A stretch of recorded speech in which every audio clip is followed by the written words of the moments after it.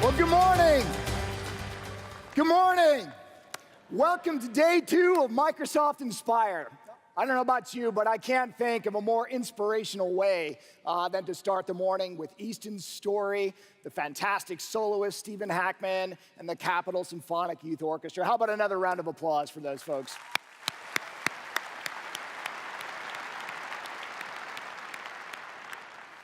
Listen, it's fantastic to be with the thousands of you that are here in Washington, D.C., and the many, many more that are watching online.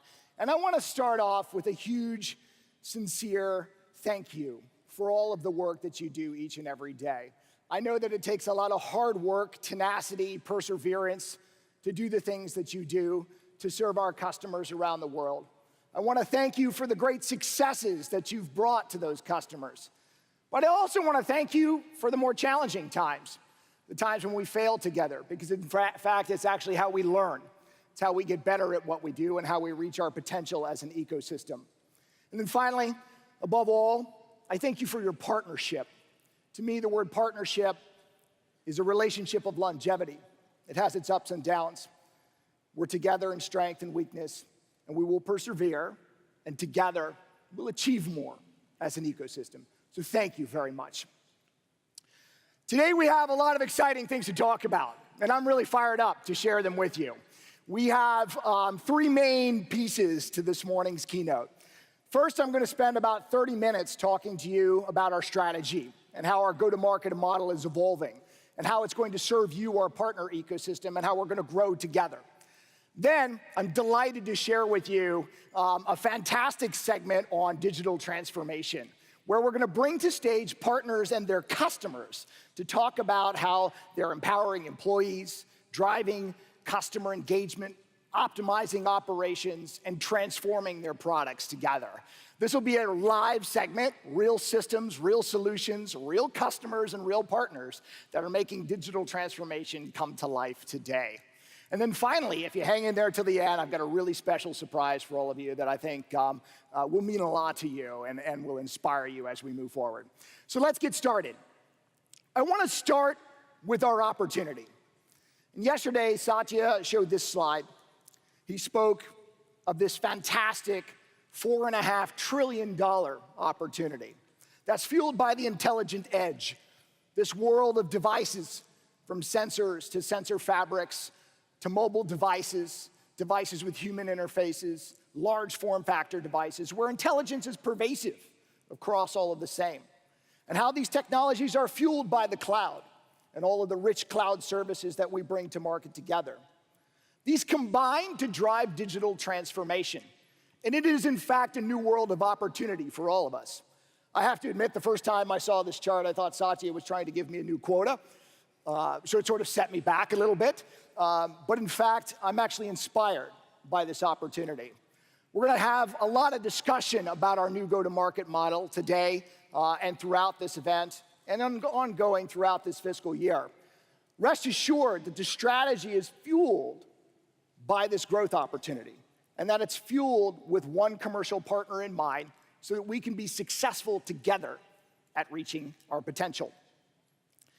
I want to talk about the 4 solution areas that Satya spent time going through yesterday and the demonstrations that so richly articulated our technical opportunity. Because these aren't sort of accidental, if you will. They're inspired by customers, by the demand we're seeing in the marketplace. Every CIO, every chief technical officer has these on their agenda, from modern workplace technologies that bring about a new culture of work through creativity, teamwork, simplicity, and of course, security. How business applications are in fact evolving. They are no longer systems of record, or as some people like to call them, systems of oppression. They are in fact intelligent-driven solutions. They're built upon data graphs, things like Office 365 and the rich data underneath Dynamics 365, and even the professional network of LinkedIn to drive new sales automation experiences, customer and field service automation experiences, talent solutions, and of course, operational solutions that bring about new levels of efficiency never seen before. To the world of apps and infrastructure. This is, in fact, a super passionate space. All of you are bringing to life new applications like never before. Lifting and shifting and modernizing solutions using open source technologies, DevOps capabilities, bringing about the most modern and exciting applications that our industry has ever seen. And of course, finally, being grounded in data and giving birth to artificial intelligence. To be very clear, the data estate is the key. And actually, we all need to take a responsibility to build the data estate for our customers. Because in fact, data fuels intelligence. A system can only be as intelligent as the data over which it reasons. And whilst the algorithms, the machine learning, the fantastic visual interfaces get a lot of the attention, trust me when I say that if you don't first start with the data estate, all you'll do is make mistakes with greater confidence than ever before. In fact, data and AI go hand in hand. We've got to establish the data estate for our customers and build new cognitive services and rich capabilities that empower humans to achieve more like never before. It is, in fact, our responsibility to build this two-sided business plan for all of our customers. You see the 4 technology solution areas in digital transformation? They're intrinsically linked. If you think about it, the 4 solution areas, they drive the technology agenda for almost every customer, for CIOs and CTOs. Whilst the digital transformation outcomes are in fact in the hearts and minds of all the business owners, the CXOs that we serve. If done well, we compose the perfect two-sided business plan that richly goes through all of the technology opportunity on one side of the plan. Think of it almost metaphorically as a checklist of things to go through and how we can serve our customers best so that they can reach their potential. And then you turn the page over and think about the outcomes, the opportunity that we can drive for all of them. And you'll see that come to life with customers and some of your peers on stage in just a moment. This fantastic opportunity is what lies ahead. And is what will allow us all to achieve greatness in this $4.5 trillion total addressable market. But there's one critical element that fuels digital transformation. And that is a deep understanding of the customer's business. It takes rich industry understanding to actually make customers successful in the world of digital transformation. Simply put, digital transformation is a wave of business innovation that's fueled by cloud technologies. In order to make a customer successful, you've got to understand the world in which they live. To blindly talk about employee empowerment, for example, without taking the context that the customer you're calling on is a hospital. And it's not about employee empowerment so much as enabling healthcare professionals to deliver better patient care. We'll miss the boat. So we have to be focused on industry, bring deep industry expertise, and then back it up with great technical expertise to allow the vision to become reality. So we're going to be focused on 6 priority industries at Microsoft this next fiscal year. We're going to be focused on financial services, on retail, and manufacturing in the commercial space. And in public sector, we'll be focused on governments, education, and healthcare. We'll develop mastery skill in these 6 industry areas. We're going to build solution maps with your intellectual property that's wrapped with your services, the great hosting capabilities that you bring to bear. It's an ecosystem play. We'll develop mastery skill in these 6 areas, and then we'll continue to build and thrive with micro verticals to address more and more customers and the way in which they operate. The thesis behind this change is very simple. It's in fact customer-driven.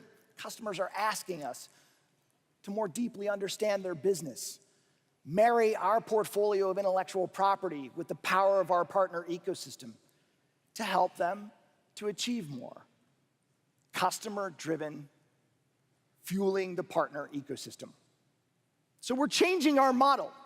We're changing how we go to market.